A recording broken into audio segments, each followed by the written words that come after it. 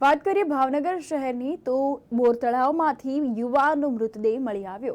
ભાવનગરના બોર તળાવમાં ફાયર વિભાગને જાણ થઈ હતી અને અજાણ્યા શખ્સનો મૃતદેહ મળી આવ્યો છે। જી હા, જેને પગલે ફાયર વિભાગની ટીમ બોર તળાવમાં પહોંચી અને મૃતદેહને બહાર કાઢવામાં આવ્યો હતો। તો બોર તળાવમાંથી ફાયર વિભાગ દ્વારા મૃતદેહ બહાર કાઢવામાં આવ્યો હતો। જો કે મૃતદેહ રેલવે હોસ્પિટલ પાછળ પોપટભાઈની વાડીમાં રહેતા જીતેન્દ્રભાઈ તુલસીભાઈ મકવાણાનો હોવાનું ખુલવા પામ્યું હતું। જો કે મૃતદેહને બહાર કાઢીને પીએમઆરથી હોસ્પિટલ પણ ખસેડાયો હતો। અવારનવાર આવા કેટલાક કિસ્સાઓ સામે આવતા હોય છે, ત્યારે ભાવનગરથી આ કિસ્સો સામે આવ્યો છે। તો બોર તળાવમાંથી એક અજાણ્યા શખ્સનો મૃતદેહ મળી આવ્યો છે।